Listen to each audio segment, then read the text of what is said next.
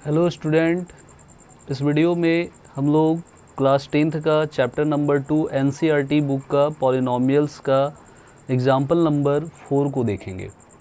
जैसे यहाँ पर देख रहे हैं question, find a quadratic polynomial the sum and product of whose zeroes are -3 and 2 respectively. इस क्वेश्चन में ये बोला जा रहा है कि हम लोगों को एक क्वाड्रेटिक पॉलिनॉमियल ही फाइंड करना है। पहले क्या होता था एग्जाम्पल का क्वेश्चन में कि क्वाड्रेटिक पॉलिनॉमियल दे रखा हुआ रहता था और उससे हम लोगों को जीरोज निकालना रहता था। लेकिन ये जो क्वेश्चन है ये टोटल डिफरेंट है, अपोजिट है पिछले क्वेश्चन से, पिछले एग्जाम्पल वाला क्वेश्चन से। उसमें क्वाड्रेटिक इक्वेशन दिया हुआ रहता था, क्वाड्रेटिक पॉलिनॉमियल, उससे हमको जीरो फाइंड करना रहता था। लेकिन यहाँ पर जीरोज दे दिया गया है और इससे हम लोगों को क्वाड्रेटिक पॉलिनॉमियल फाइंड आउट करने के लिए बोला गया है। तो कभी भी अगर इस टाइप का क्वेश्चन देता है तो इसके लिए सिंपल सा एक फॉर्मूला आप लोग याद रखिएगा। इसमें ज़्यादा हम लोगों को दिमाग नहीं लगाना है, सिंपल एक फॉर्मूला हम लोगों को याद रखना है। ये फॉर्मूला होता है x² minus alpha plus beta plus into x, यहाँ पर इंटू एक्स कर लीजिएगा, इन plus alpha into beta. So formula क्या हो गया, x² minus alpha plus beta into x bracket के बाहर plus alpha into beta. So ये फॉर्मूला हम लोग को याद रखना है। इस पर सिर्फ अल्फ़ा बीटा जो वैल्यू रहेगा उसका वैल्यू पुट करेंगे और हम लोगों को क्वाड्रेटिक पॉलिनॉमियल मिल जाएगा। अब इसमें थोड़ा सा क्वेश्चन जो रहता है वो थोड़ा सा अलग अलग टाइप का क्वेश्चन पूछता है, तो जब एक्सरसाइज का क्वेश्चन करवाएंगे तो वहाँ पर और अच्छा से क्लियर हो जाएगा। तो यहाँ पर देखिए, जो जीरोज दिया हुआ रहता है उस जीरोज को ही हम लोग अल्फ़ा और बीटा का वैल्यू बोलते हैं। ये पहले ही वीडियो में डिस्कस कर चुके हैं। तो एक्चुअली में इस क्वेश्चन में अगर देखा जाए तो प्रोडक्ट ऑफ हु जीरोज, जो जीरोज दे रखा है हम लोगों को उसका प्रोडक्ट दिया हुआ है। प्रोडक्ट का मतलब पहले भी बता चुके हैं, प्रोडक्ट का मतलब हो जाता है मल्टीप्लाई, एंड उसके बाद फिर सम दे रखा है तो सम का मतलब हो जाता है एडिशन।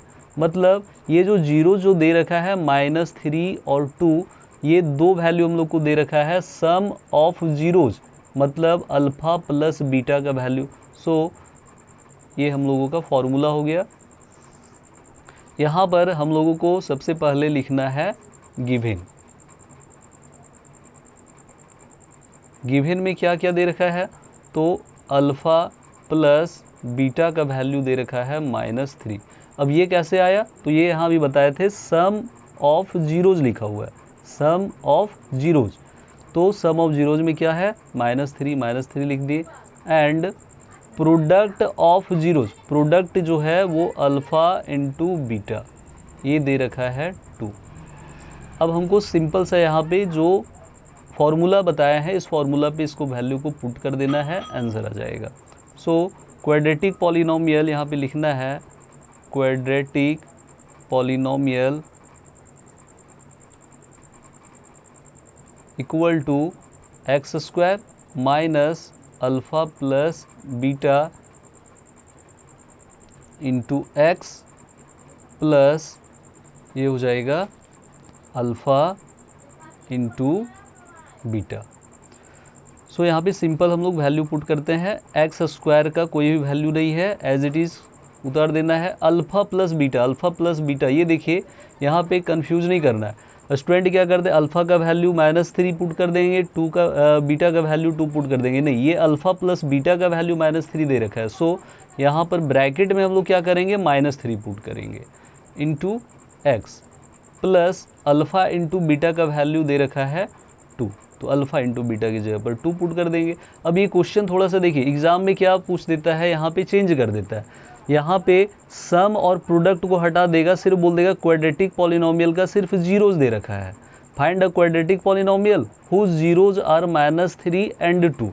तो ऐसा केस में क्वेश्चन कैसे सॉल्व करेंगे, ये जो अल्फ़ा प्लस बीटा का वैल्यू लिखे -3, ये अल्फ़ा प्लस बीटा का वैल्यू नहीं हो जाएगा, यहाँ सिर्फ अल्फ़ा का वैल्यू हो जाएगा -√3 और बीटा का वैल्यू हो जाएगा 2। मतलब यहाँ पे अल्फ़ा की जगह पर हम लोग रख देंगे -3 और बीटा की जगह पर रख देंगे 2। तो ये क्वेश्चन को थोड़ा सा समझना है, समझिएगा नहीं क्वेश्चन गलत करके आ जाइएगा एग्जाम में। और इससे एक क्वेश्चन ज़्यादा चांस रहता है कि 1 मार्क्स 2 मार्क्स में देता है।